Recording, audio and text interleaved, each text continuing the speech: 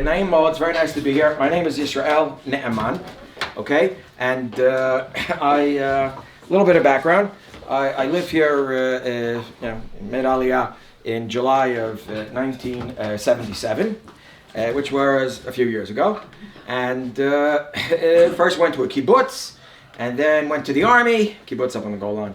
Then went to the army, was in the first war in Lebanon, which nobody remembers anymore because we've had so many, unfortunately, in the early 80s, and was a Chovesh Kravi and combat medic.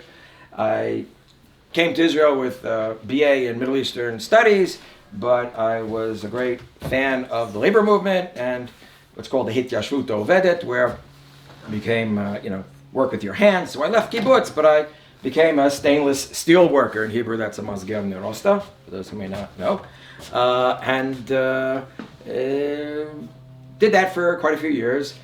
Was in Jerusalem, made my way up to the north, wanted to move to the Galilee, Golan, actually really wanted the Golan, but ended up being the Galilee. My wife had some common sense. She said, in the Golan, like, what are you going to do out there? You don't know how to farm, basically in the 70s, 80s. And started to teach in different places in the evening, even when I was a stainless steel worker. And then went back to what I had done before.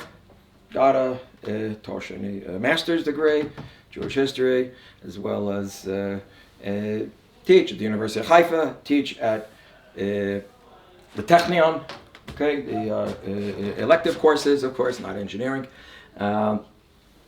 And 4 kids, we're all out of the house, of course, by now, and very active in the town I live in, a yeshuv called Eshchar. It's mixed, datim v'chilunim, religious and secular, and everything in between.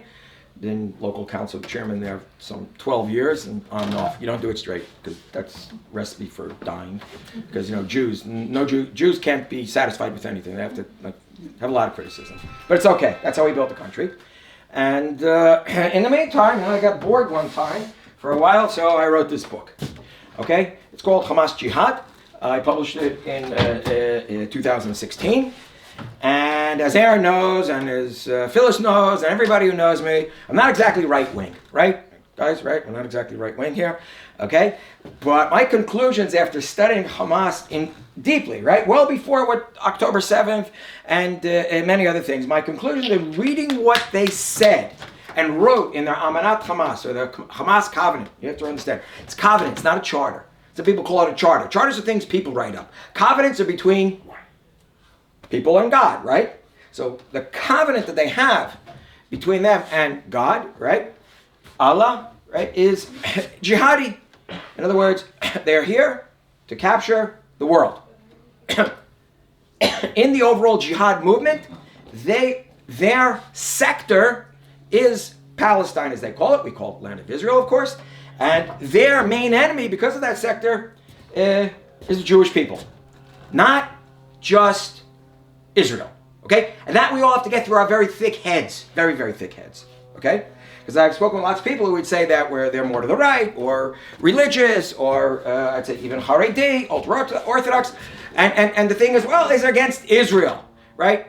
They're not against the Jews.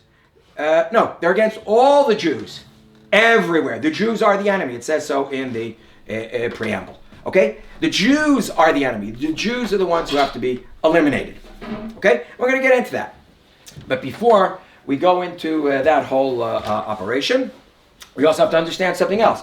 And we as Jews have a better way of understanding it than many other people, certainly than those people who are just, quote, secular, is that just like we go back and understand the Brit, right, the covenant, Avraham Avinu, and onwards, right, Abraham and everyone, and onwards in our life in the land of Israel 3,000 years ago and 2,000 years ago, and the yearning to be here, right? We go back, and history is very important. It's mikudash, it's sanctified. They also have a sanctified history. By the way, Christianity does as well.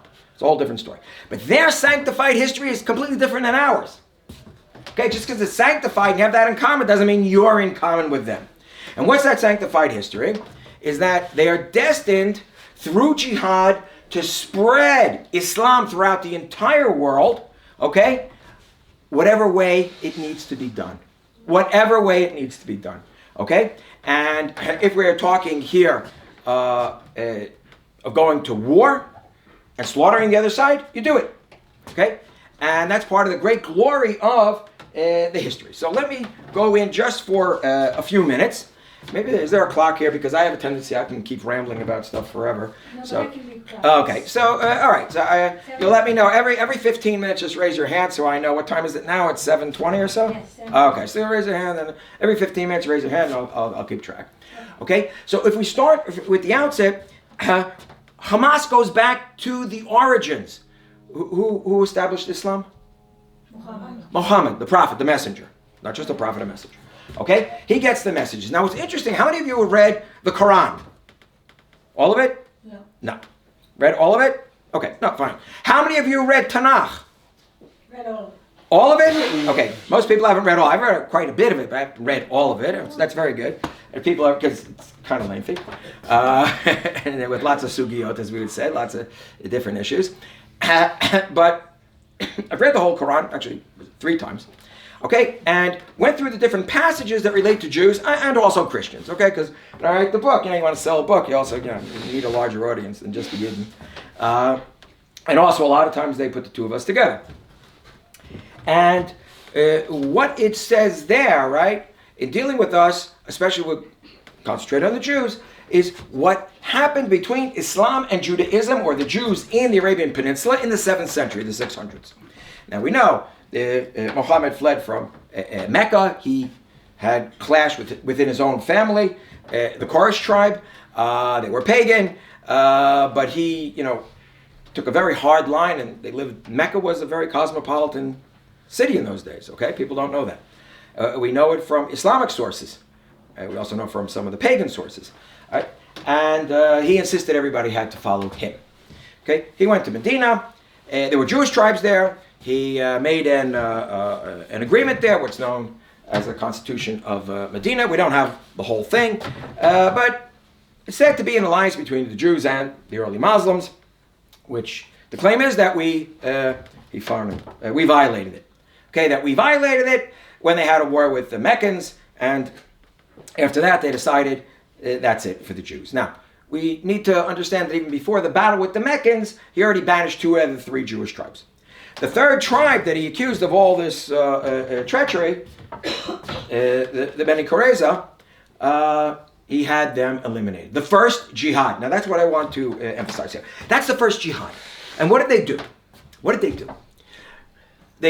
It's because the Jews declared neutrality in the war, and they expected them to help them. Now, they gave them equipment, but they wouldn't fight on their side against the Meccans. And what they did was this. They took out all the men and executed them, beheadings. And it's written as such, a sword to the neck and stuff like that in the Quran, in the 2 jihadi chapters. There's many references to jihad. I think it's 164 times or something. But the 2 jihadi chapters, chapters 8 and 9, so it's discussed more intensely. And so you executed them. Then you forced the women and children to convert to Islam. They don't have much of a choice. Okay? And there's plenty of brutality involved in it, because we asked ourselves about the brutality of what has happened just now. Get to that in a moment. Okay? And actually begins to solidify control of the Arabian Peninsula using chapter 9 of the Quran, which is a continuation, one of the jihadi chapters, especially chapter 9, verse 5, okay, where it talks about that, after the months, certain holy months have passed, you have given warning, the other side has to convert. If they do not, then you go to war. It doesn't matter if they're peaceful or not. And that's the point. It doesn't matter if they're peaceful. Now, we'll get to Jews and Christians in a moment. It's a little bit different there. But it makes no difference. They could be the most peaceful people in the world, because they are not Muslim and don't believe in one God. And they believe that Jews and Christians do believe in one God. Like I said, we'll get to that in a moment. They have to convert. And if not, you go to war against them. You declare a jihad. It's in the name of God, in the name of Allah, that you're converting people. So it's either conversion or death. Or you flee fast enough. Okay? Conversion or death, or get out of here. But they'll catch up with you eventually, because it's for the world. Hamas looks at that. That is their goal. In other words, they have a sector. It's here. But they could just as well be another Muslim Brotherhood group, which comes out of this jihadi thinking. We'll get to that as well. Okay? They could be in Afghanistan like the Taliban. They could be Lashkar al-Taiba, which is the terrorist group and the jihadis in Pakistan. Okay? They could be like, the Muslim Brotherhood any place, or Daesh, how do you say in English? Islamic State Caliphate, the Caliphate, ISIL. Okay? They could be Al-Qaeda. The question always was, how intense were their tactics in killing the other side? Okay? That was always the big question here. And I too, publishing the book, there was a difference, obviously. Now things have changed. So if we take a look, they capture the Arabian Peninsula, and there are two major points. One is Medina, where the Jews get wiped out, either forced out or wiped out. They then capture Mecca from the pagans, all right, the different tribes. And then they go to Khaybar. You've heard of Khaybar? In northern Arabia, there's a Jewish date plantation. And Khaybar, you may have seen demonstrations that you have of these pro-Palestinian groups, anti-Israel, anti-Semitic groups, that sometimes they start screaming Khaybar, Khaybar, Khaybar. Now, I'm not sure that most of the people there yelling Khaybar have any goddamn understanding of what they're saying. Khaybar means we are expelling the Jews, and we're taking all their property. That's what it means. Okay? There was a demonstration like that at Oxford a few years ago. In maybe 2018 or something like that. They yelled Khaybar, Khaybar, and the student that was leading, one of them leading, it was a blonde-haired, blue-eyed kid. He got expelled. Okay? Because those, the complaint against them was by those who understood what he was yelling. In any case, that's the Arabian Peninsula. From there, Islam expands. It explodes northwards into the Byzantine Empire. Okay, Egypt and across North Africa, and all the way up to more or less the border between Syria and Turkey of today. And then all the way out, destroys the Persian Zoroastrians, the Persian Empire, which was friendly to us. Right? How many people here have studied a bit of Talmud and knows the background of who was there and when and how and why and all that? Okay. Also historically in issues between the Byzantines and the Persians, the Jews side with the Persians. Okay. And make their way all the way out towards Hindustan. Now, you want to start in with serious atrocities, okay? It's against the pagans. Why? The Hindus are considered pagans. Jews and Christians are considered dhimmi, D-H-I-M-M-I. Okay, we have a thing here. Okay, so let's just put a couple of words, a couple of monachim terms on the board. Okay, one of them is, first of all, we have jihad. Okay, jihad is not just a holy war in the name of Allah.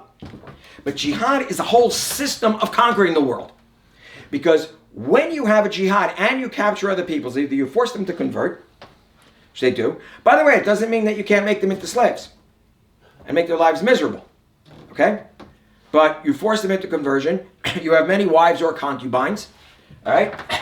And Jews and Christians, especially going into Europe, when you capture that population, they are dhimmi. Now, dhimmis have to pay the jizya tax. All right? I don't know how many people have heard of it. Yeah. In Morocco, they did it a lot. Where is this? Morocco. In Morocco. Very good. And you had the great, the pogroms in Fez and Casablanca, right? People often forget that in North Africa and in the Middle East, Jewish communities living in those areas suffered plenty under Islam right up until World War I and even through World War II. Right? It's sort of a history. It's like not politically correct to talk about it. No, the Muslims are always okay with the Jews. Why? Because we had a Holocaust in Europe, but that doesn't mean that what Islam did to us was good. It's true. There were leaders that were better to us, just like in the Christian world, and there were those who were worse. We never had something like a Holocaust, and we never had an enlightenment, in other words, where we got equal rights. But it's in the middle and not particularly positive. So you pay a special tax, all right? And that tax is what fuels jihad, plus extra taxes. Basically, the Christians, they were much larger than us. They were paying a lot of it. But we were also. But that's how you fuel your combat. And that's how it was done at the beginning, against the Jews in the Arabian Peninsula. And then, of course, spread elsewhere. Okay? This jihad, jizya, dhimmi, all this, plus the expansion. throughout, all the way to Spain and Portugal, and out to Hindustan, right? Hindus live, or Indians. It's a 1,000-year jihad that essentially is successful to the end. It's true, they got thrown out of Spain, January 2nd, 1492. But they were there since 711. In other words, close to 800 years. Okay, and they made it to southern France. That's their only defeat in that period of time, only real defeat. The defeats start to come in by the end of the 1600s when the Christian armies in Europe get more organized and throw them out. By the way, how many of you know that Budapest was under Islamic control for 150 years? Now, how many of you know that southern Slovakia was under Islamic control? In what century? We're talking in the Ottomans. So we'd have to be in the 16th century, 1500s, 1600s. The Ottomans got up to Austria. They got, right, the Austrians, well, there was a combination of forces. You had 3 sieges of Vienna, very good. Remember the year with the last siege of Vienna when they lost? 14 something or other. Now that's when they started, as they destroyed Constantinople. They're still on a roll. 1683, the last siege of Vienna, where they can't quite do it. From there's a rollback. And look, some historians say the beginning of the fall of Islam is before that. You know what? You could. I always take 1683. Why? Because you're teaching students, whatever. You're not going to get into the dakuyot, the exacting. 1683 is, you say, that's it, the third siege of Vienna. But she doesn't know that siege considered a failure. But at the time, tens and tens of thousands of Christian slaves, a few Jews also, are sold all over slave markets. Horrible abuse. Forcing Christian boys into the army, or anybody that suits their fancy. And you have to remember something else. There are all these raids that are made against the non-Muslim communities into the Mediterranean area as well as into Europe. And it involves brutality like you have today. Okay? Or you've seen. The attacking the villagers, simply taking them away, like the Vikings did. By the way, they cut deals with the Vikings for slaves. That also has come up. All right? This brutality. And Hindustan. All right? I thought when I wrote the book, and I hadn't read yet about India because that wasn't, my topic was dealing with here. And then people said, well, what do you know about elsewhere? Plus, you read books, and it has a mention, but you didn't read that chapter because, you got to be focused. Otherwise, it still wouldn't be written. We know how it goes, What they did in Hindustan was horrific. Okay? The amount of rape and battering of the women and with the men, either working them to death or castration, and if they survived it because there was no penicillin, right? They would also die being worked to death.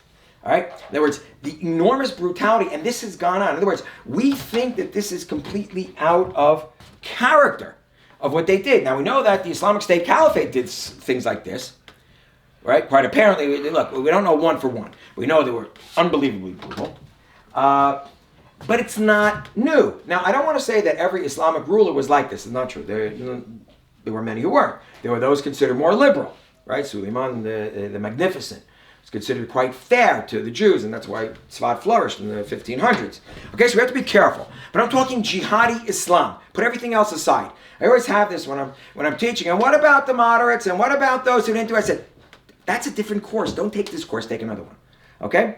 We're talking here about the brutality and demand for capturing everything.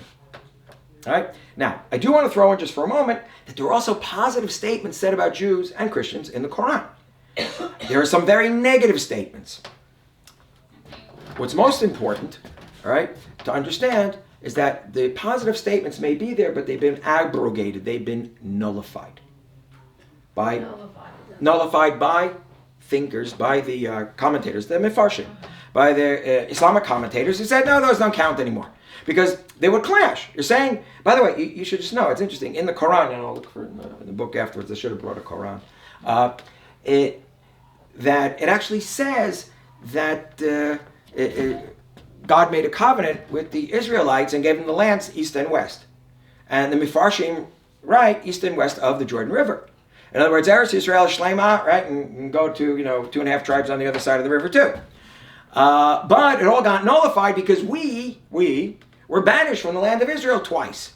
2 temples, right, destroyed, and therefore never to come back. And that's one of the big issues between us and Islam and us and Christianity. They say, no, you're on the trash heap of history. And we say, no, we screwed things up twice, no doubt. Listen, if there's read Tanakh and see how Moshe Rabbeinu was not real thrilled with us quite often, and neither are many of the Rabbonim, when the temple's destroyed. But it doesn't mean we can't come back, right? And we have to understand deeply. It's a great theological catastrophe for Islam, for religious Muslims, if they're of jihadi understanding, that we're here and that we have sovereignty. Just like it had been for much of Christendom. When the state was declared, a lot of the Christian world was against it theologically, even if countries voted for it in the UN, out of guilt from the Holocaust, but it didn't mean they were going to help us when 5 Arab countries invaded. In any case, the beginning of this crash of the 1,000-year jihad, it brings, obviously when this happens, there's a lot of soul searching. And the soul searching amongst the scholars and the leaders of the Muslims, for sure. And it's the Ottoman Empire by then.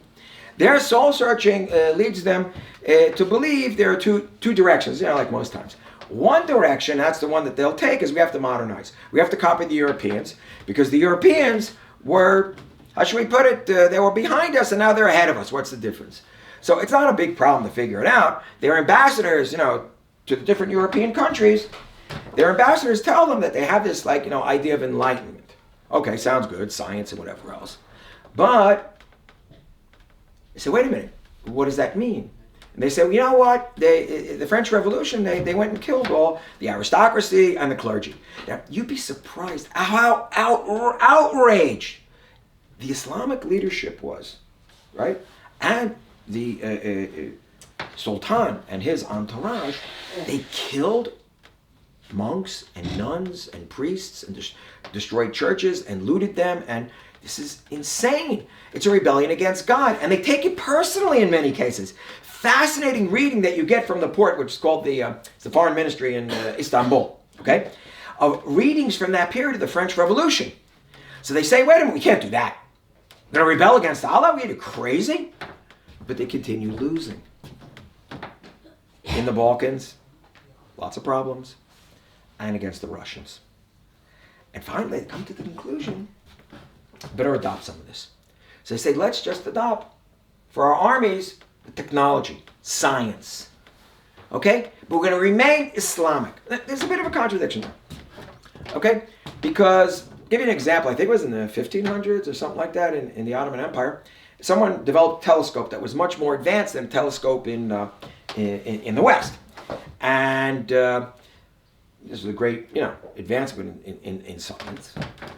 And the question came up, can you use it? Because the religious authority said, well, you can't use it. Of course, those who were involved more with, this development said, well, we should. In the end, there was a fatwa, or an edict put down, like a psak that was put down, said, you can't use it. You're not allowed to look into the heavens. They made them destroy it. Okay, and a lot of the technology that they could have had there, sort of like, let's not do it. In the end, they had to bring in officers from the European armies who had to convert to Islam. Never mind. They gave them castles. They gave them women. They let them drink as much wine as they wanted. Whatever. It didn't matter, okay? Just to train their armies. That was one direction, okay? And they started this modernization process called the Tanzimat. Can I ask a question? Sure. In the early centuries of the Muslim enterprise, the Muslims were way ahead of Christian Europe, and their science was way ahead. Right. But then it was allowed to be scientific? Okay, so what happened there, and it's a little bit, and I'll answer very quickly, because it's sort of a side thing. They were allowed to, they allowed themselves to. You had some leaders there that were not just going for war. Like I said, more of the moderates. But, how should we put it? A lot of it was borrowed from the Hindus, or what had been lost in the classical period of Greco-Roman, and the end of the Byzantine Empire, and from the Persians. They took it from other places, translated and improved upon it a bit. It wasn't like there was so many new developments and that came about. Right? People have said geometry, they started with it. Remember, there was something there. Or Algebra is was named after Or algebra. them. What? Algebra was named after them.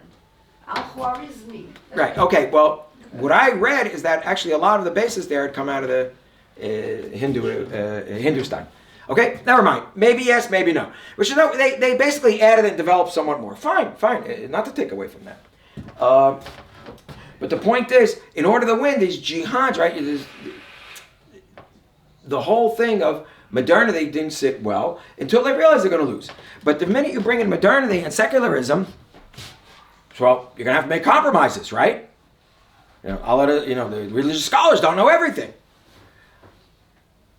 Once they begin doing that, and they continue losing, and the Ottoman Empire falls apart, as we know. I don't want to go into all that, right? This is the background. So seeing I want you to understand the mentality of a Hamasnik.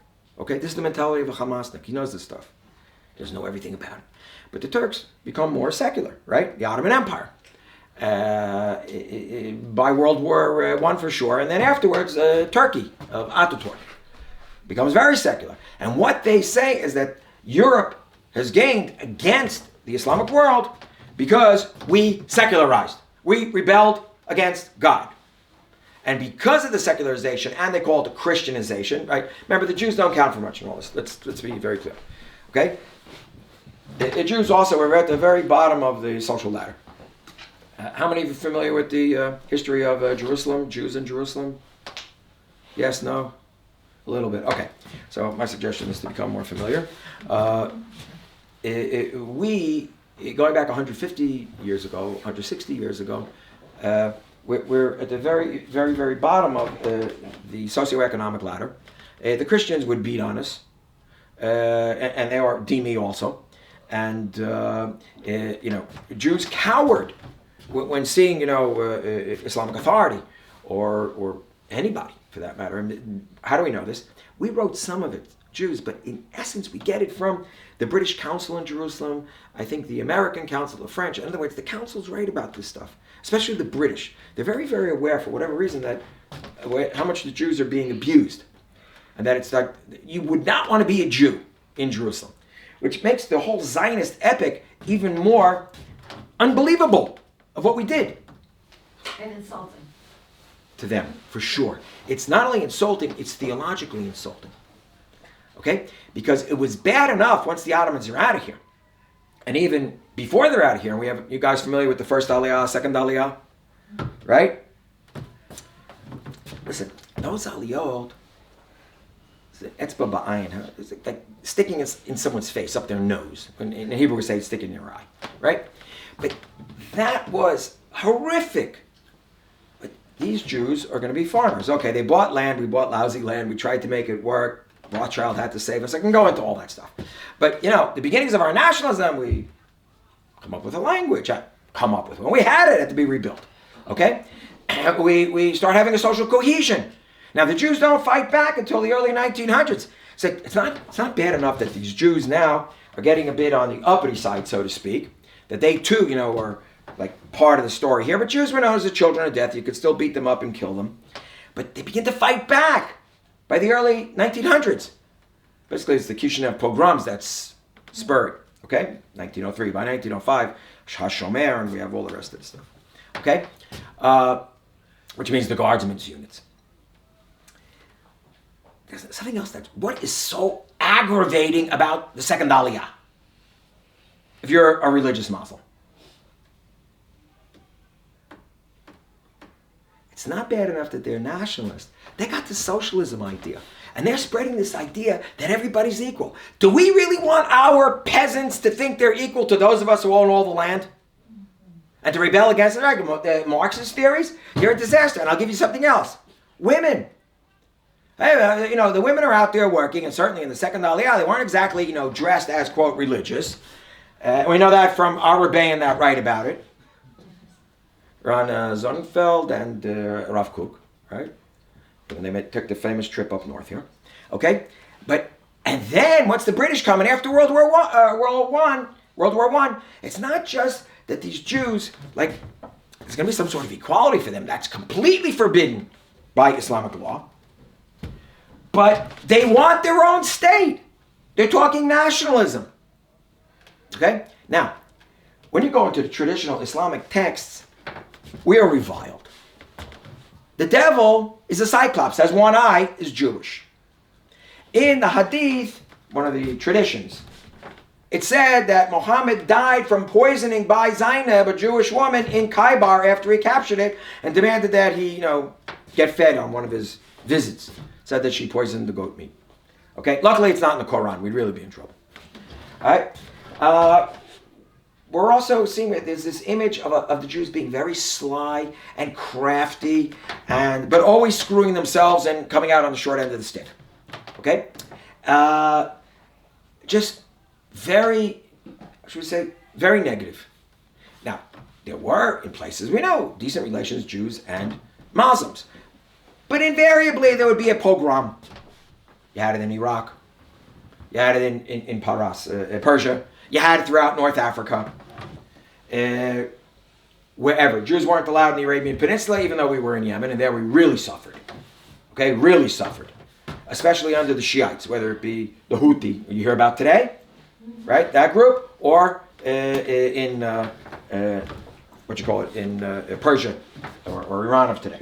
All right, now, moving on, right, quickly, because I'm trying to cover a lot of territory here in a short amount of time. You have the Zionist movement, right, Palestine Mandate, Balfour Declaration beforehand, and they're appalled. This people that was sort of like dumped is back. And we know that it says in chapter 17 of the Quran, the Night Journey, talks about the two temples being destroyed. And it makes a hint that if the Jews behave themselves, maybe, those who will behave, maybe there'll be some sort of reward. Throughout the Quran, you see here and there that there could be some sort of reward if the Jews follow their Torah. And even says that if they follow their Torah and the Christians follow their Gospels, they too can have a place in the world to come.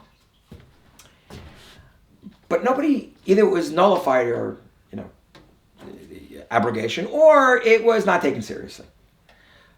The Zionist movement becomes a big threat. Now, you've heard of Hajj Amin al-Husseini? Grand Mufti of Jerusalem? What's that? Friends of Hitler. Yes. He is considered by Hamas to be a moderate. And he lived in Germany, Nazi Germany during World War II. Before that, he gave the Yidden lots of trouble. We had riots that he had started, certainly in 1929. Anybody lives in Tzfat knows about Torpat, right? Yeah. That was instigated by him. But then you had others, right, in 36. The Unger family was killed down below here, right? Remember correctly, that's the name of the family. But we were more ready for what we call the Maraot. And what's that?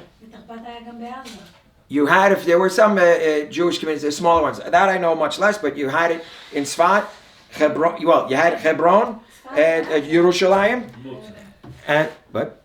Motza also had. By the way, McClef, the second chief of staff of the Israeli army, I don't know if it was 29 or in the end of the 30s, his family was killed. Okay? Mordechai McClef, I think was name. Anyway, but you had in the four holy cities, right? Tzfat, Tiberias, right? Tiberias in the 30s, there was a big massacre at the shul there, the synagogue. Was it 20 some odd plus the mayor was killed? Everybody forgets that. It was one of the biggest terrorist attacks of the British Mandate. Okay? So, but who's doing it? Hajj Amin, he's involved somewhat, but it's what's called the Black Hand. And that's where Hamas sees itself as their continuation of the Black Hand, or the Muslim Brotherhood, established in Egypt in 1928. And the Black Hand is here in mandated Palestine. What do you mean by Black Hand? That's the name of the terrorist group. Oh, okay. All right? They took it from the Balkans, who also had, groups there prior to World War I. Let me read to you here just how they see their history. It's Article 7 of the Hamas Covenant. Okay, it's pretty long, so I'm going to the last two paragraphs. Hamas is one link in the chain of jihad confronting the Zionist invasion. It is connected and linked to the courageous uprising of the martyr Izzeddin al-Qassam and his brethren, the jihad fighters of the Muslim Brotherhood in the year 1936. Actually starts in 35, but doesn't matter. That was a Black Hand. Izzeddin al-Qassam. You heard of Qassam? Qassam rockets? Familiar? Qassam rockets? Named for Izzeddin al-Qassam, who was killed in a shootout not far from Fachum, up on the hill and just towards the northeast corner of what's called, the West Bank or Samaria. Okay? All right. It is further related and connected to another link, the jihad of the Palestinians, the efforts in the jihad of the Muslim Brotherhood of the 48 war. The Muslim Brotherhood. They are the Palestinian Muslim Brotherhood. They took other names like the Black Hand, but it's the Palestinian Muslim Brotherhood. That's all Hamas is. All. That's what they are. Okay? In other words, the world jihad, just their sector is right here. Continuing. And the efforts of jihad of the Muslim Brotherhood of 48 war and the jihad operations of the Muslim Brotherhood in 1968 and afterwards. There were cross-border attacks in 68 after 67 war in conjunction with Fatah, but they didn't consider Fatah radical enough, so they broke off. Okay? They said, if it's not going to be Islamic, we're going to lose. And they talk about the Christianization of the Palestine National Movement, and they're completely against them. How many of you are familiar just how much Hamas hates, reviles, despises the PLO Fatah? You familiar? In interviews, they're often asked, who's your number one enemy? And they always give two. We have two. Palestinian Authority and secular Palestinian nationalism and the Jews. And then they will ask, well, who's first? And I've heard, they'll say us. But more often than not, they will say both at the same time. Because you got to clean up your own house first. They say you can't win if you can't get them on your side. All right, and their objective is to wipe out the Palestinian Authority and take them over, as you know.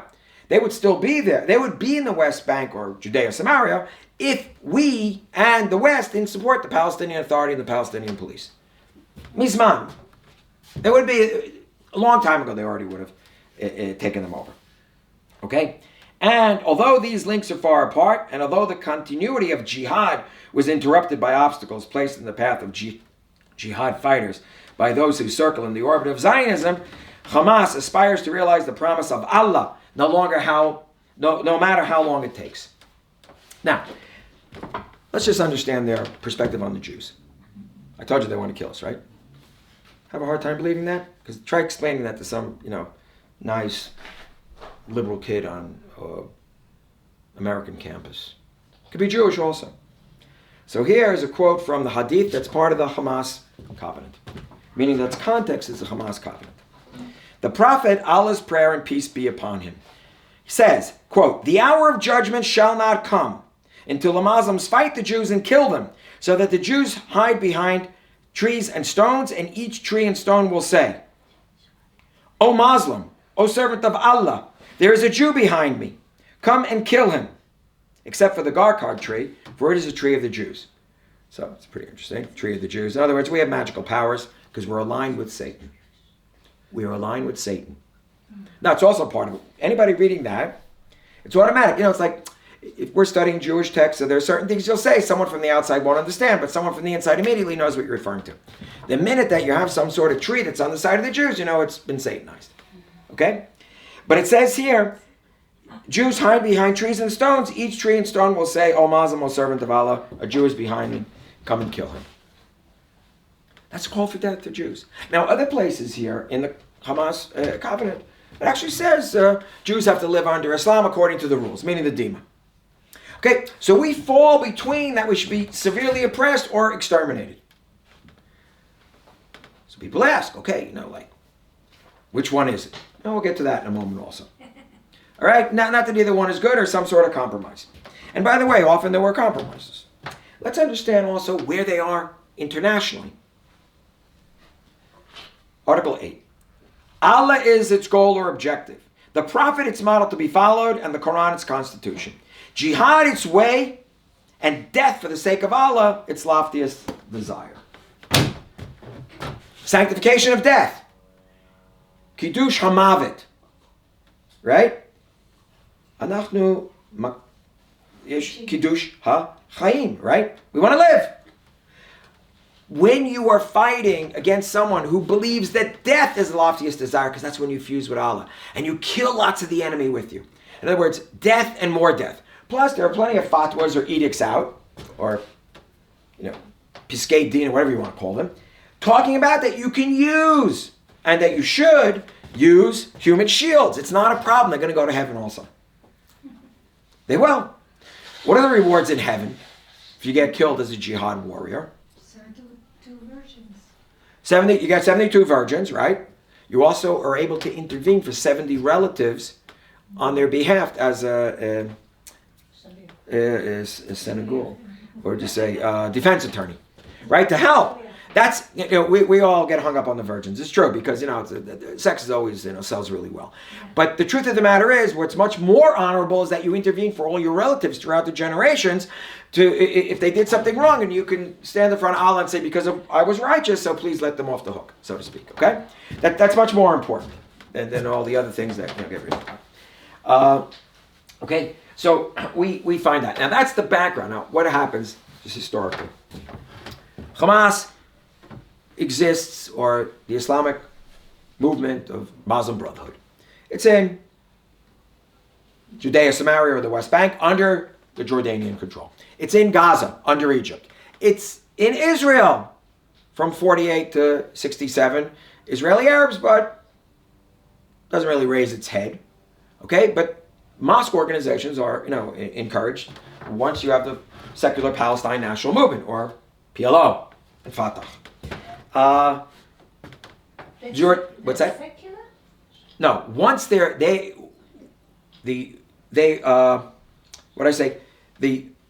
Hamas is religious. We encouraged Islamic movements here as a counterbalance to secular Palestinian Arab nationalism. From the 60s onwards, we encourage. Why?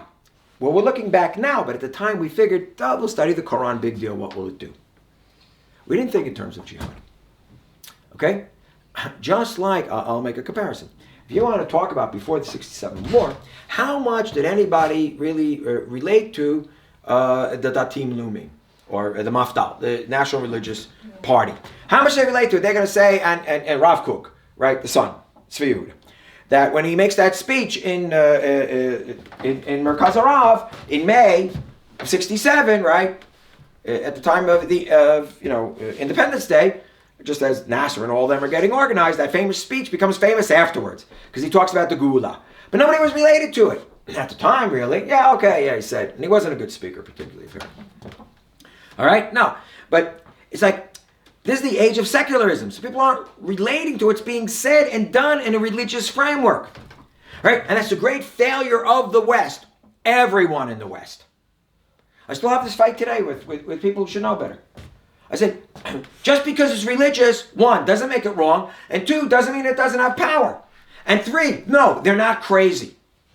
Because I often hear that, he's religious, you got to be insane to be religious or crazy. It's like this liberal secular hubris that you get in those universities, East and West Coast, and I guess, universities in Chicago. Right? That this hubris, that they think they're better than everybody. Right? No, you're not better than everybody else, and not everybody thinks like you. It doesn't mean that they're better than you. Let's be honest here. But not everybody thinks like you do. Okay? They don't. You have to read their materials. Not just read and say what they write, but what do they do? And do they follow what they write? Is that the way of life? So we could talk about a way of life as being Jews and keeping the mitzvot and all that stuff. But if you're a jihadi, what's your way of life? You have to advocate jihad. Now, jihad also has different aspects of it. There are all these laws and regulations about jihad. There's the abode, or Dar al-Islam, where the house of Islam. That's great. But if your leaders aren't religious, you have to get rid of them, overthrow them. You remember the Arab Spring said to be? It was an Islamic awakening. Okay? 2011. In other words, it didn't turn out to be this liberal democratic thing everybody spoke about. The West got all excited. They're going to get rid of dictators. They're going to, elect a parliament. Yeah, and then when they elected a parliament, it was Muslim Brotherhood in Egypt. Right? So Sisi and others would, the Supreme Court there canceled the elections. But never mind. The whole idea of this jihad, right, has always been there. Okay? How long have I gone? Okay, good. All right. So, and we'll go another 20 minutes or so, and I'll take questions. Okay? So what happens? Hamas or there's Muslim Brotherhood. I'm going to call it the West Bank, just because a lot of English speakers here are people who probably... How many of you are familiar with the term also Judea and Samaria that are from abroad? Okay? So I'll say West Bank, Judea, Samaria, all right? So, because there's a certain jargon out there that if people get lost a little bit. So there, the Jordanians ruled, and they allowed them certain freedoms within a framework. They were contained. They couldn't just do anything they wanted. Okay? And they realized if you repress them too much, it may explode on you. Don't force them into the underground. In Gaza, they were forced into the underground. Repressed under. Nasser had them thrown in jail, tortured, you name it. Because they tried to kill him. That's what happens. You try to kill the leader of an Arab country, you may find you're in a lot of trouble. Was Nasser a secularist? Yeah, he was an Arab nationalist. Yeah, he went through the motions of, that he's a Muslim. Look, you're not going to find in the Arab world someone who gets up there and says, I don't believe in God, or I'm a secularist. So to say I'm traditional, I don't go to the mosque the way I should, I don't keep all the mitzvahs, okay? All right? But nobody, they don't talk about otherwise. By the way, look at Assisi. He's a general in the Egyptian army, was chief of staff, and became defense minister and president. You notice that he has a mark on his head here? That's a rug burn. For when you pray 5 times a day and your forehead hits the rug. Do that for 50, 60 years, you too will have a bit of a burn here. When I was in Cairo, there were a lot of people, this is years ago, 13 years ago, there were a lot of people walking down the street that you could see they had marks here. And when they called people to prayer in the mosques, man, people went in. It's 5 times a day. All right? Very religious society. In any case, they repressed them. So you'll notice something. Once we, after 67, get there and we say, okay, let the mosque organizations flourish. Now, it started, remember, the Labor Party, or what would call them, Mapai, or Maharach, what would we call them? Laborites, the left, were in power up till 77. They allowed for a development, but they also tried to deal with secular Palestinian nationalism in one way and the other, and they even tried having elections in 76 and 77. The Likud came to power. So there was, they got development. There's no doubt. The mosque developed and was more being built. The mosque also served in what's called the dawah. I'm going to put that on the board. The dawah, all right? The dawah is the calling. Calling. Now, there are 2 types of calling. There's the social calling, when you come to help your community. Like, do good deeds. Come to the mosque, teach children to read and write. Come to the mosque, teach skilled trade to those whose maybe their father died, or is in Israeli jail, could be, right, for activities against us, or whatever. But these were all civilian. The other side of the dawah coin is the military dawah, the jihad. It's the same coin, not 2 different ones. There is no such thing as a Hamas or jihadi political leadership and the military leadership. Doesn't exist. It's the same. Because you hear also, I have students who come from the West. Well, that's the political echelon. Why is Israel arresting them? Because there is no difference. Sheikh Ahmed Yassin. Another few months, it'll be 20 years since he was taken out. We took him out in a targeted removal. So you call him Mimukad.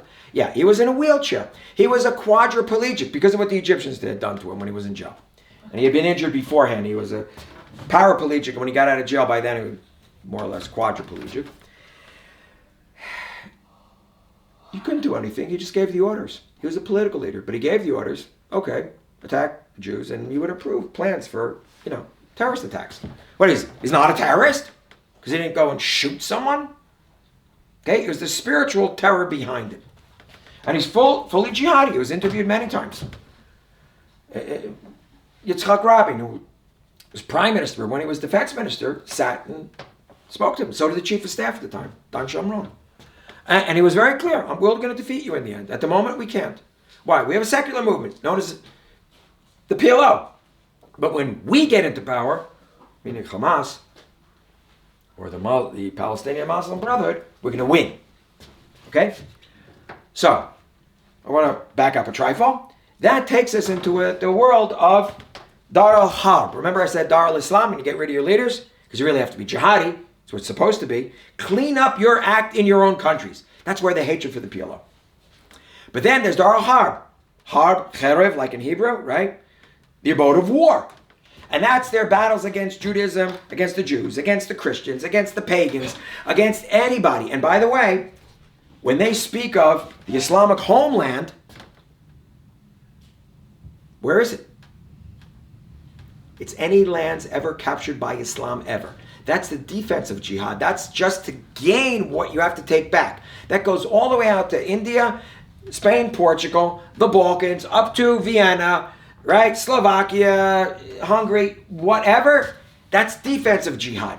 So their attacks against us are all considered defensive jihad. You can do anything you want, basically, as long as you kill the other side. Right? There's a lot to it. The rules come into play when it's offensive jihad, after you've recaptured everything. The Islamic State Caliphate, ISIS, was beginning to solidify for defensive jihad to capture everything.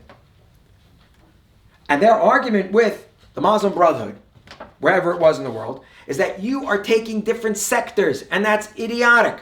Why should Hamas just be in the Palestinian sector? Why should the Syrian Muslim Brotherhood just be in Syria fighting against Assad? Why should we have in Egypt?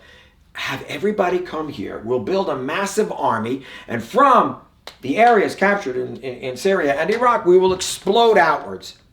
And we'll have this army that will capture the Middle East, everything Islam ever had, and then the rest of the world.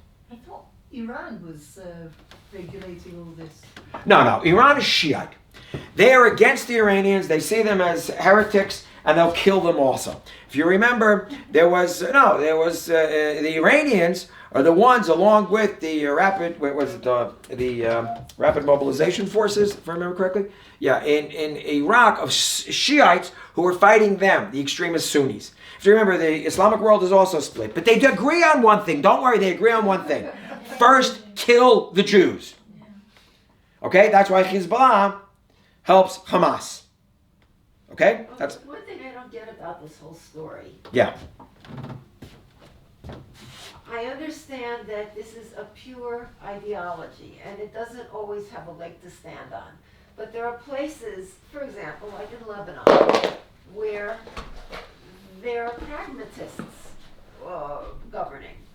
Well, they're semi-pragmatists. I can get into that. It's a different story on Hezbollah. But the point is, it has lots of legs to stand on.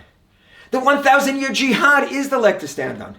They're looking at the glory days. Look, we look at our glory days, the golden ages, King David, King Solomon. Look, you can agree or disagree. It doesn't matter. The Maccabees, I have a lot of disagreements with that being such great golden ages, but it doesn't matter. That's what we're looking at. We had our independence. We're here, a small area. Leave us alone. It should be good. They look at the glory days when they're expanding and killing people. The question is, what kind of power do they have in public opinion, for example? In the jihadis? Okay. So if you want to go to public opinion, when I did the polls, I went through, there was a poll that was solidified of like 100 and whatever different polls taken at the time in 2015. Haven't really gone into it since then. But it showed something like 1/3 of Muslims worldwide favor jihad. Everything from moderately favoring, like I'd like to see that, but I'm not going to do anything about it. My heart is with you. Okay? To the point of those who actually went as jihad warriors to the Islamic State Caliphate and slaughtered lots of people. Now, the hardliners who will do something, whether giving money or working on the internet or... Did the fall of ISIS and the Caliphate... By the way, somebody just say 7% are hardliners. And if you take 1,500,000,000 Muslims, 7% is over 100 million. Okay? Remember, we're altogether 15 million Jews. They're 7 times larger than us, the extreme jihadis. And if you take 1.5 billion, there's 100 Muslims for every Jew. So you can figure out where the money is, especially since they have oil, and how they could be winning much of the information war, if you want. Okay? And a lot of other things. The fact that we are here and we're holding out, look, I don't think people respect just how good of a job we're doing despite it all. Despite it all. Anyway, question. Half the Jews are on their side. Well, I don't know about half of them. Look, you got I don't believe it's that bad. But you have a lot of Jews who are just not involved. And then you got the kids on the campuses that want to be popular. that, so they'll also go to a demonstration and they'll scream from the river to the sea, those demonstrations. And then you'll ask them which river, nobody knows, or the leaders do, and you ask them which sea and they don't know either. And then my wife came across a clip, Susan came across a clip that they were screaming from the mountain to the sea. So somebody came up to them, they're right, because that was So somebody asked which mountain. They said they didn't know. And they said, did you know that it's from the river? And they said, what river?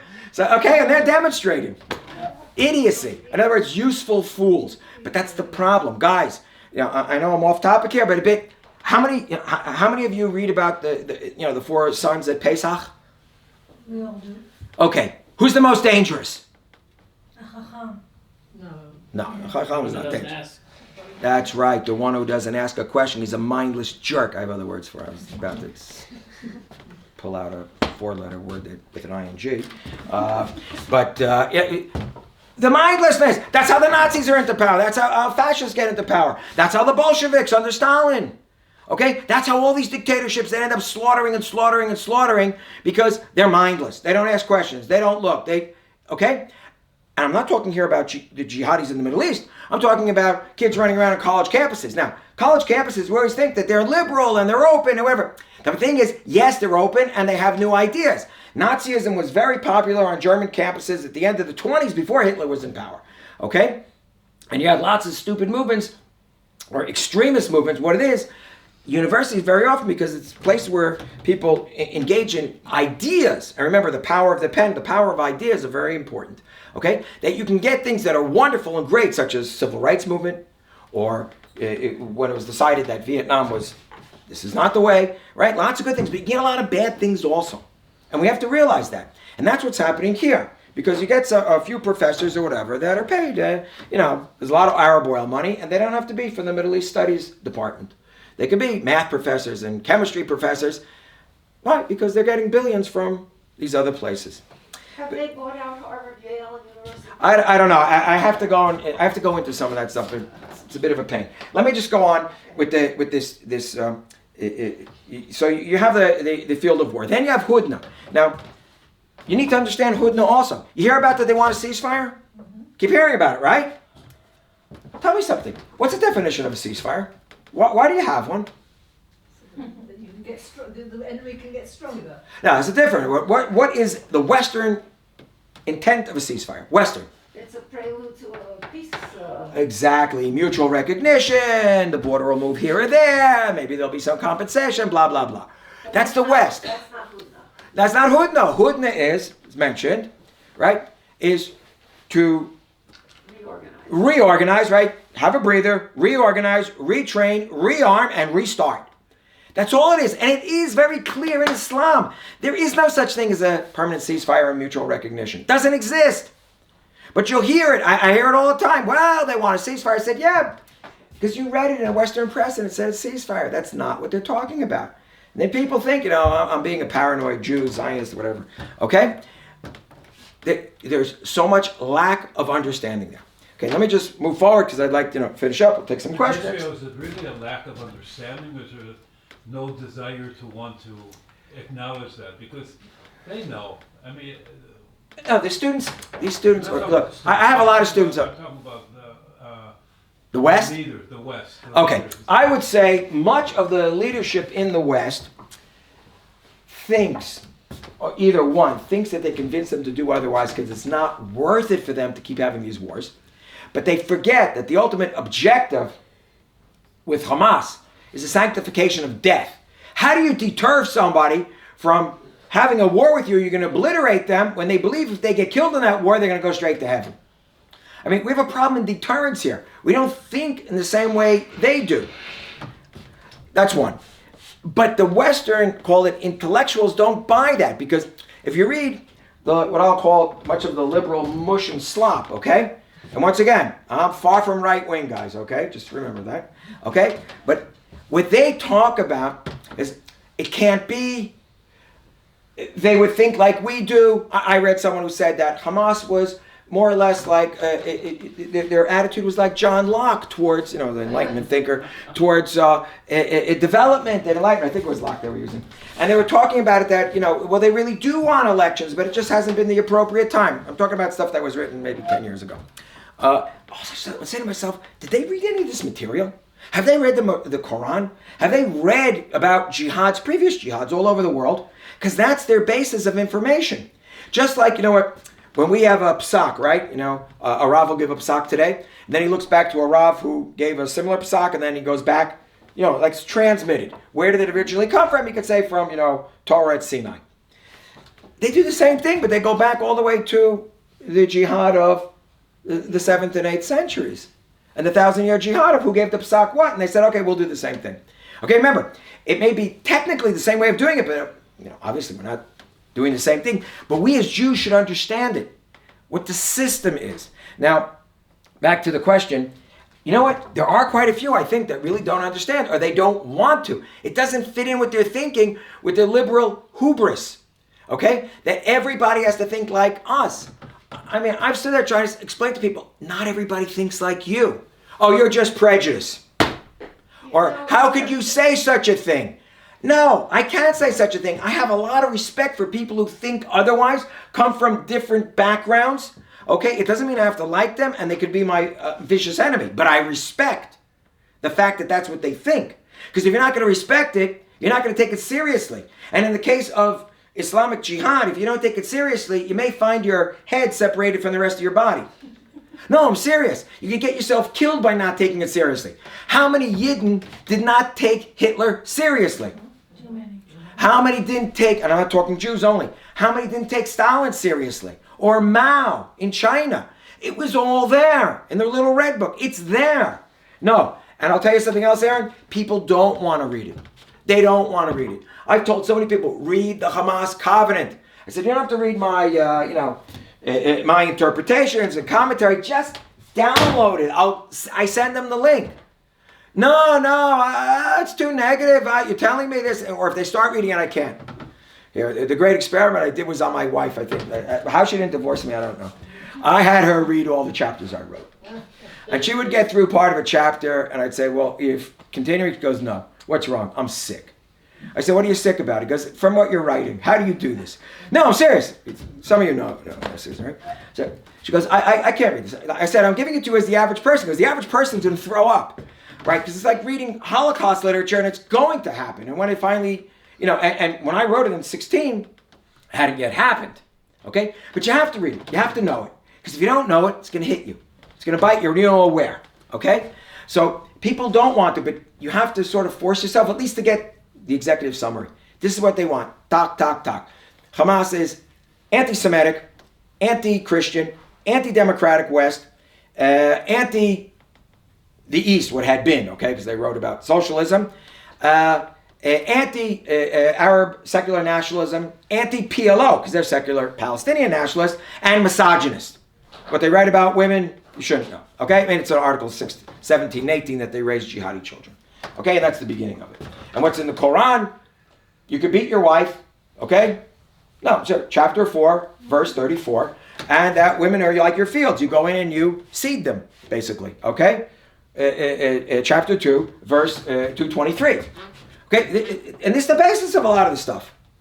Okay, but moving on, all right, and I do want to finish up, is, look, they will overcome the PLO, Fatah, who were quite corrupt. You guys have heard of the Oslo Accords? Mm-hmm. It was an attempt by Israel and the West and whatever to come to conflict resolution. And I'll say at the beginning, I thought, let's try it. It's a good idea. See what could be done. In the 90s, taught lots about it here in Livnot many years ago. And by the time we got to Oslo 2, it became really problematic. A lot of people who've been in favor of Oslo 1 weren't so much of Oslo 2. I was very divided on it. But I remember when it looked like it worked out, even some people here at Livnot who, say, from the national religion said, if it works out, maybe it's possible. Who knows? Maybe the end time in Eretz Yisrael, or Shlema, or greater land of Israel, is something for somewhat later. Remember all the discussions we had, it was very interesting, mid-90s. But Arafat, who was said to be a secular nationalist, was really an Islamist. We know by the way he behaved during the Second Intifada. In other words, he tried to ride the Hamas tiger, and it rode him. Okay? And Hamas would take over the Palestine National Movement. There were elections 2006. Look, Mahmoud Abbas got elected as president in 2005 after Arafat's death. But then 2006, they had legislative elections, and they got elected. Now, they really only got 50% of the vote, or 45%, as did Fatah. But the way it was set up, the way the elections were set up, they ended up with the majority in parliament. They set up a national unity government with Mahmoud Abbas, and by 2007, they overthrew him in Gaza. Now remember, 2005, we had the disengagement from Gaza, right? Israeli, we removed the settlements were there and the army, but it was figured that, and Ariel Sharon did it, right? He was from the Likud. Figured, okay, we'll just give it to them. We can't handle the security problems there. Let the PLO do it. Well, they don't do a good job. They fail. Hamas is more disciplined. They'll overthrow them. They take over. And all those intermittent wars we had on the border. And we kept thinking we could hold it down. Now, where was the great mistake? And with this, we'll finish up. Okay. The great misunderstanding was that you can buy them off with money. I mean, I wrote about it. Then, 2016. It doesn't matter. Karl Marx, right? Socialism, communism. Adam Smith, capitalism. They're not buying it. They say so. They say so. Not the capitalist West, not the socialist East. And all their writers that are the basis of their understandings say it. It can only be Islam. There is no economic theory. And if you try one from the West or the East, you've betrayed everything. And you too should be killed. That's why they hated the PLO, because they had the support of the Soviet Union, right, at the time it existed. Right? So we find that you can't buy them off. Yet, that was constantly it with Hamas, especially from 2009 onwards. Okay? And remember, we had only right-wing governments. Even the government that lasted a year and a half, more of the one that before now Netanyahu got back into power, okay? But they were following, the script of before. Less so, Lieberman was very suspicious of everything there, but there was a problem. You're already in Maslow. You're already in the groove, okay? But Netanyahu and the right wing in this country, okay? Because you have plenty to say about the left and the right. I want to tell you, everybody's culpable here.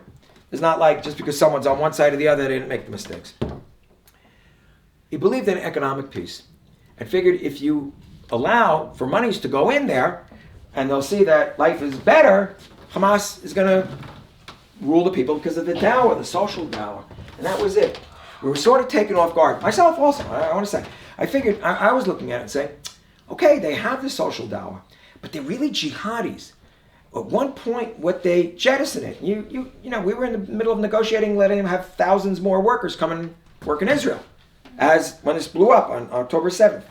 But I always had in the back of my mind, I said, but I know what they write and what they really believe in. They're not liars. Not in Arabic to themselves. Okay? But in the end, what they were promising the people in the call to social dawah, they canceled it. In other words, they shifted over from being Hamas to being just jihad, to being Islamic State caliphate types. Despite the fact that they're married to the population and they know what the population would suffer from in a counterattack. You see, the Islamic State never really cared because most of them were from the outside. So if you destroy a tribe or a village or a city like Mosul, who cares? It's not us. And if we die fighting, we go to heaven in any case. What happened here is we funded, through the Qataris, by allowing the monies to come in, okay? Through the Qataris, lots of monies were brought in, and yes, it fed the population, whatever else, but we know it got siphoned off into tunnels.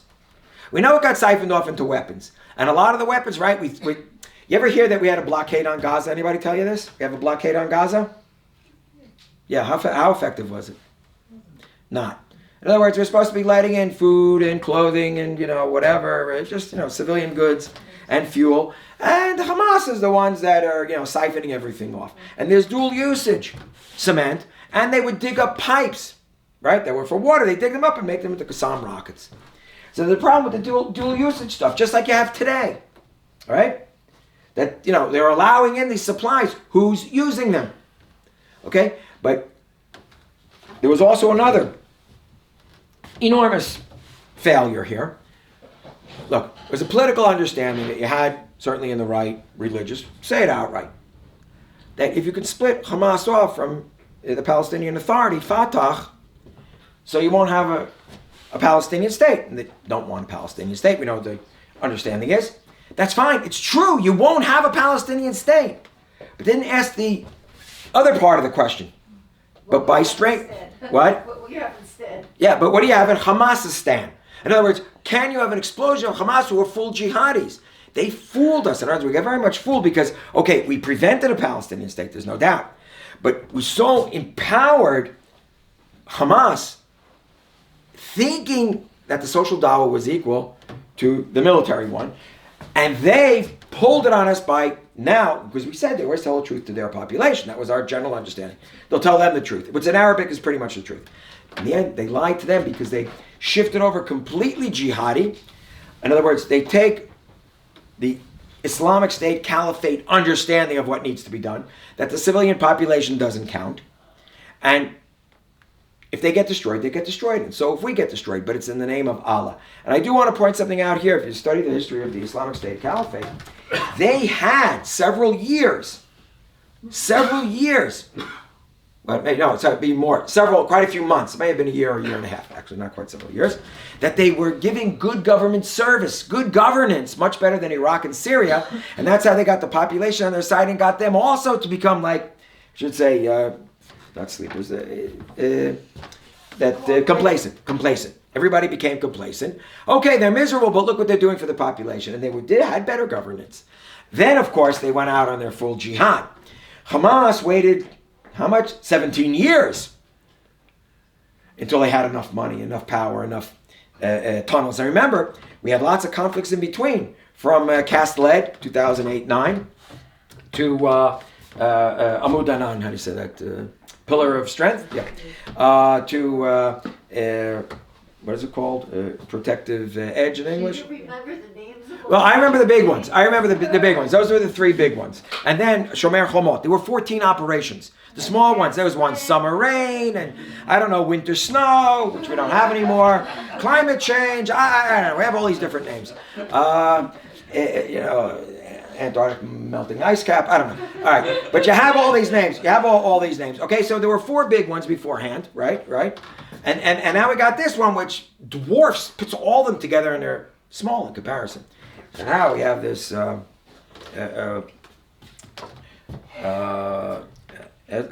do we call it? Harvot Barzel, right? Yeah. What? Iron swords. Whatever. I gotta keep remembering names. I have to add another chapter.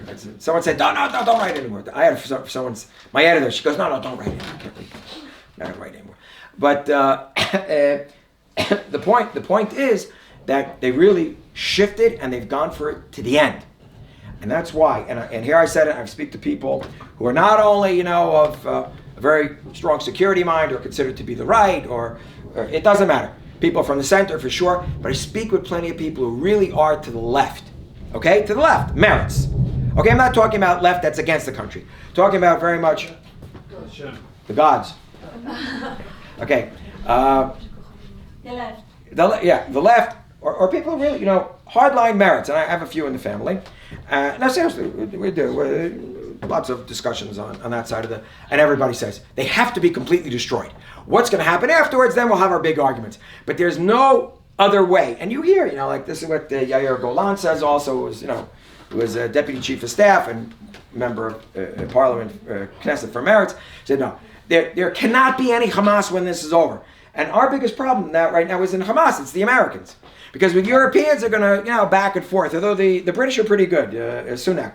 Why is Sunak so much on our side? Because he's Indian. That's right, exactly.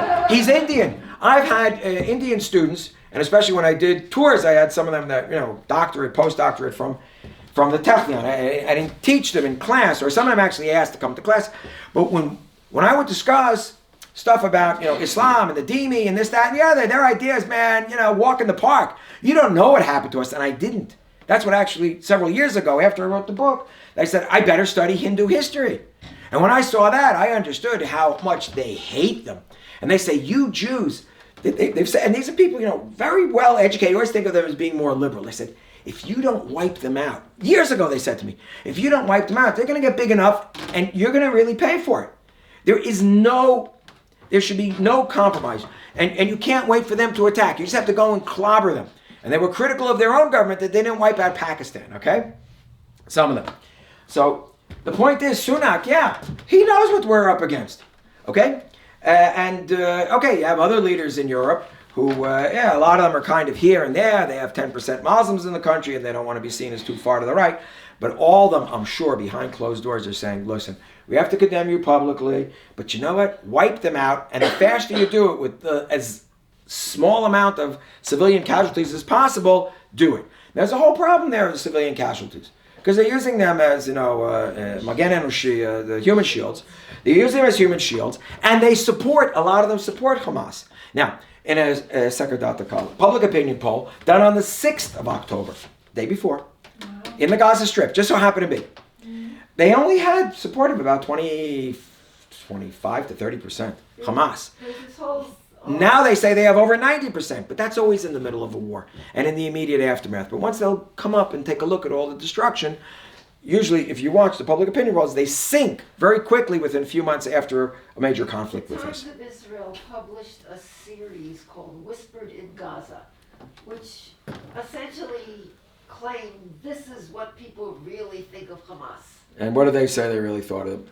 It's about the throwing people in jail and beating them up and Right, taking right. away livelihoods and so on and so forth. Right. No, they don't like them. They don't like them. But when you're in a war, so you circle the wagon, so to speak.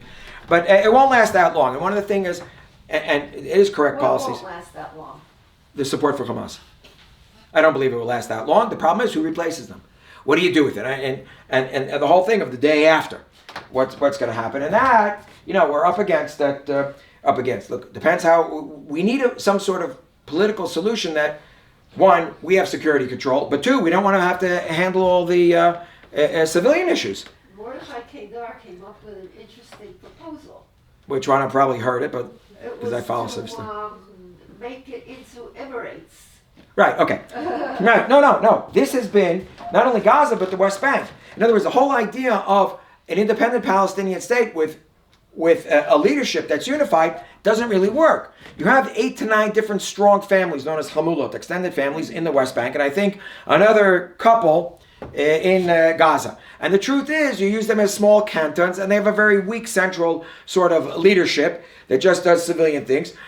The question always comes up, who's going to deal with security? Because what they say is we could cut a deal with each one of the Hamulot, but what happens if there's one of them that doesn't, right?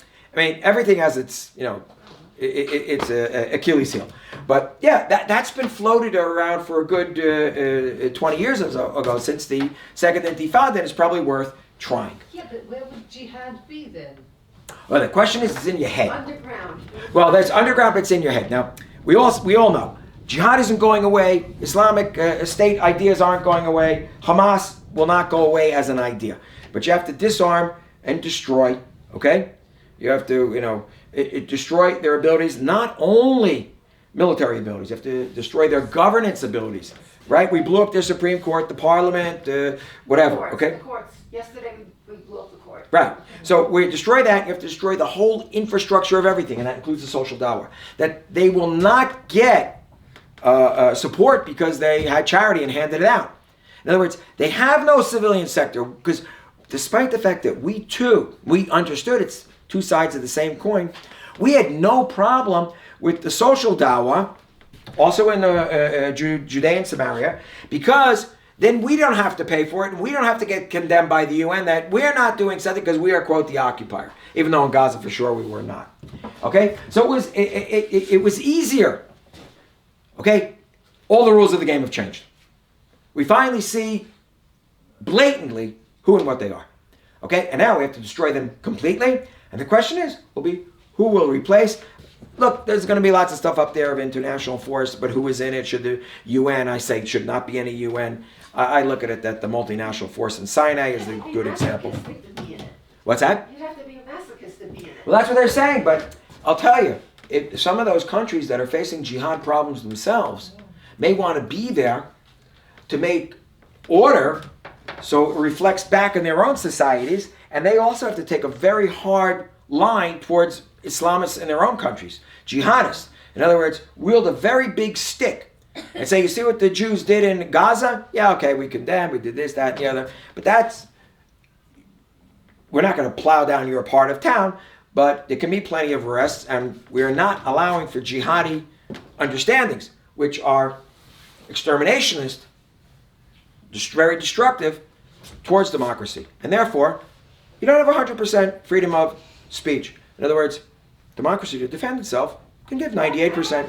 A state has 100% freedom of speech. Well, they go to allow it. In other words, you have to say, jihad, the minute you advocate something like that, you're advocating the destruction of our country.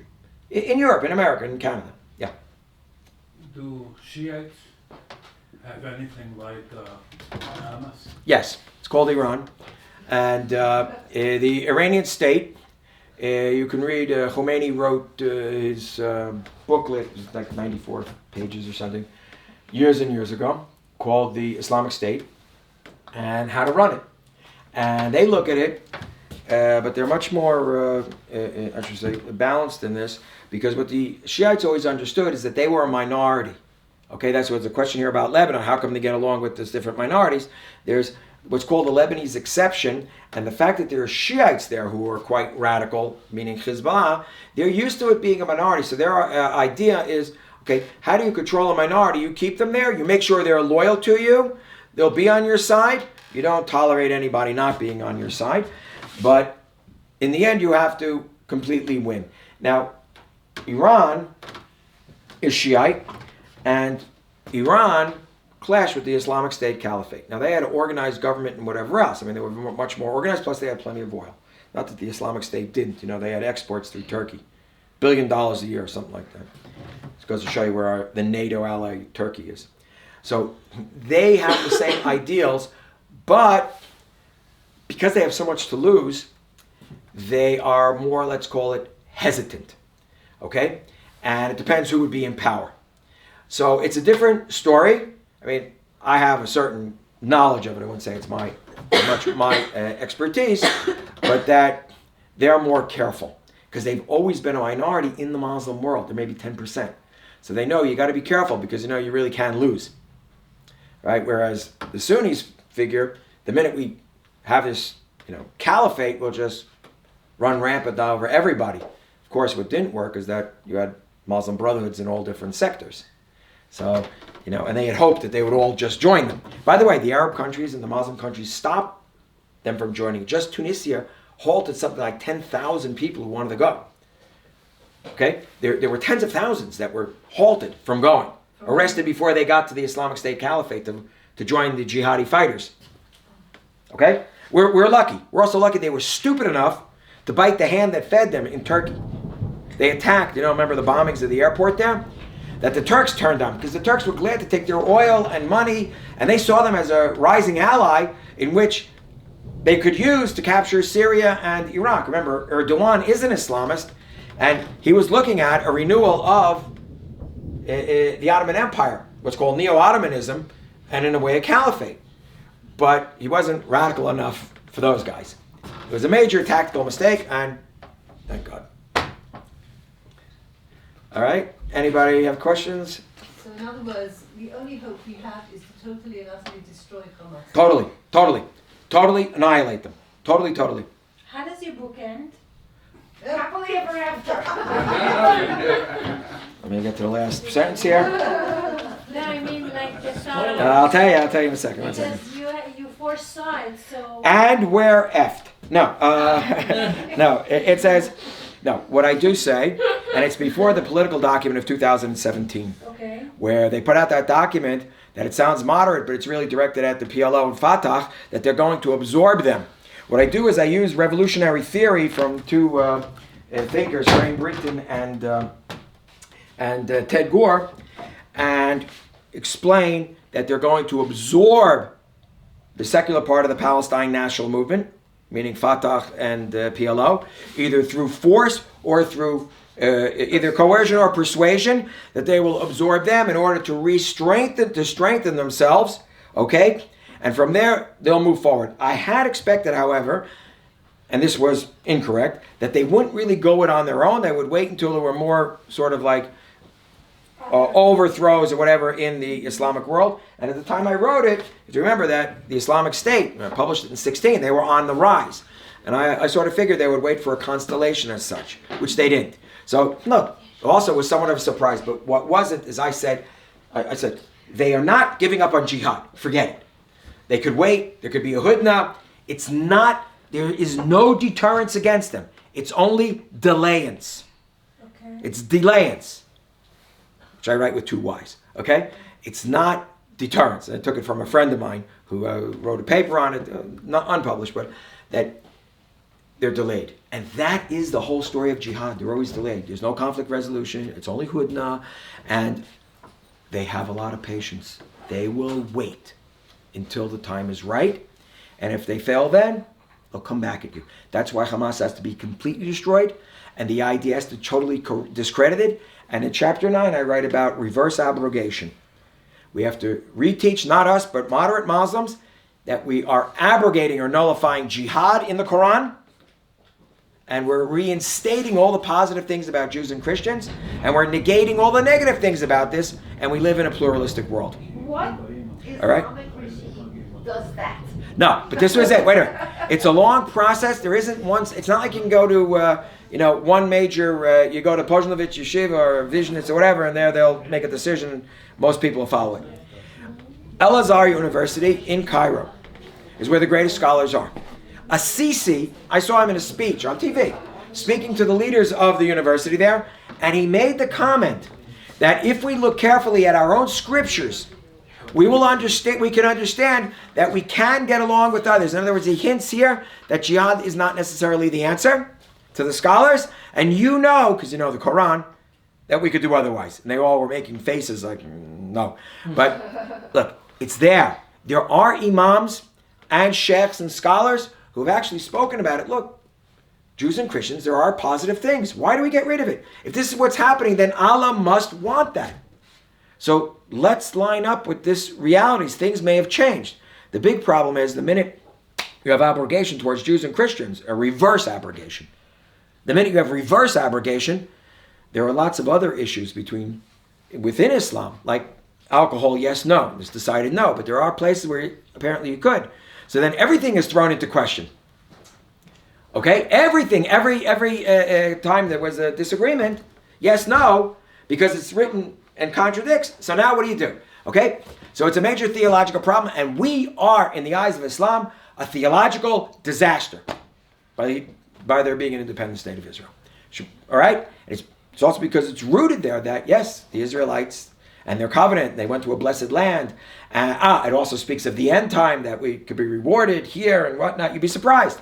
All that got abrogated. And the fact that we have relations with Dubai and the United Arab Emirates, I'm sure that gets their goat as well. Well, that bothers them. That's agreement of convenience against Iran. It's not because they love us. Well, it's also with Iran, and I think in those societies, look, they're considered, although they may dress, like as if they're religious, they're considered that they're not really following this, and therefore they're a bunch of heretics to be destroyed. But what we need is more and more. The problem is the street. In the Egyptian street, they're against us. In the Jordanian street, they're against us. So they talk about that. These are peace agreements between governments. What happens if those governments are overthrown? All right, that's why you really have to start with education, deep, deep, deep. Destroy Hamas. This will not exist. And then, hey, review your scriptures. There's an out. You cannot have a secular conclusion to this, or a secular solution to this, with people who are very religious. What about Hezbollah? That's more worrying to me at the moment. Now, Hezbollah here on the northern border, it's certainly worrying. It's localized, but they have a whole country to lose. I'm not saying that we don't have to do something, but there's the whole question of a whole country to lose. And remember, the Iranians are not going to fight for Hamas, who is a stepson, because they're Sunni, like they would maybe quite possibly fight for Hezbollah. And Hezbollah is much dearer to them because they run a whole country that way. Okay? Whereas Hamas didn't. So they'll make the sacrifice. We've all played chess. Sometimes you make a sacrifice so you can continue the game. Okay.